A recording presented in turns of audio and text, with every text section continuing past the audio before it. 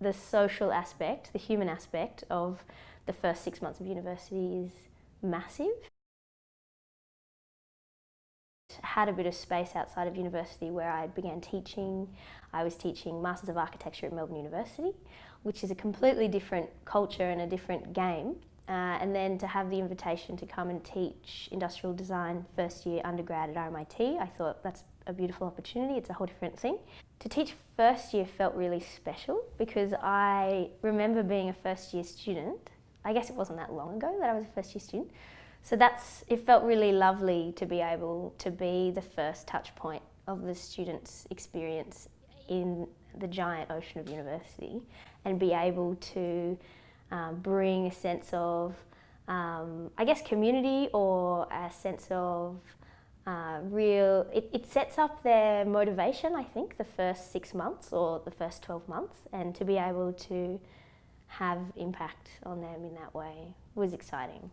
I don't know, a giant part of working together is that interpersonal stuff, and it's that relationship that you have with people.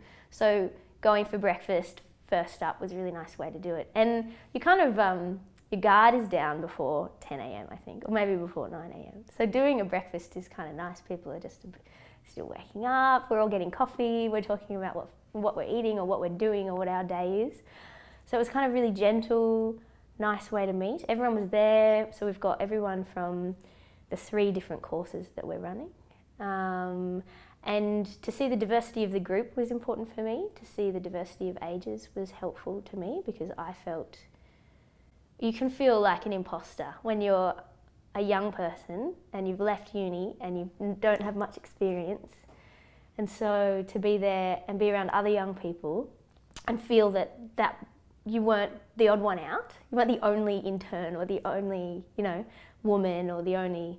So it was really nice. Good mixed group, nice ages, good time of day, and a nice first port of call. I think that's how it felt. Because we're running this course in a way that's not very usual and not in a way that a student would have experienced it before, I kind of figured wanted their first experience to be not usual. So it set the tone for the semester, or at least for the first 3 weeks, and then they could carry that forward if they wanted to. I guess as a recent graduate, I thought, right, what was my first day at university? Resettling in this new space, new community, and I think one of the biggest focuses of the first 3 weeks was about the people. So lots of their feedback talked about their group and the way their group managed time, the way their group didn't manage time. Lots of them talked about group work, and they talked about the challenges of group work, but the way they know they now have to manage themselves and other people in their group.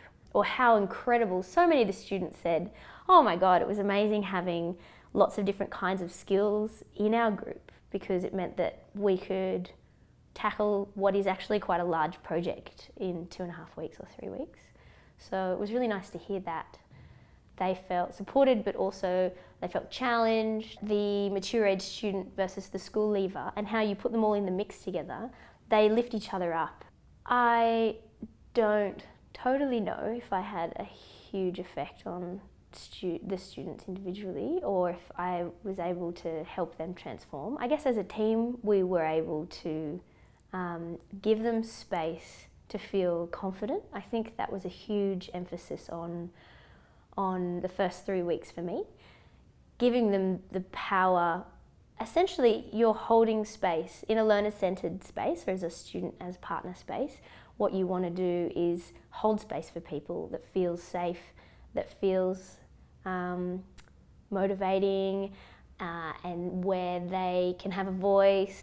Part of the design of the course that allowed the students to be in partnership with us as teachers or guides, I think came into play when most of what was posed was a question rather than a direction, an order. It's also about not standing at the front and talking in front of a slideshow. So basically all the 3 classes that we had at the beginning, there was none of that. In fact, there still has been none of that. And I think changing the way a classroom is set up helps change the way people behave. So there's lots of standing and walking and doing. There's lots of sort of group stuff where we're in this room, then we're in that room, then we move to this room, and then we change that, and I go here and you go there. I think a lot of that allows the dynamic to feel different. And I would sit with the students in the classroom next with them rather than standing up in front. Squeeze it all into. I could keep going. I should stop. We covered everything. Yeah, cool. Yeah. Sweet, that's good.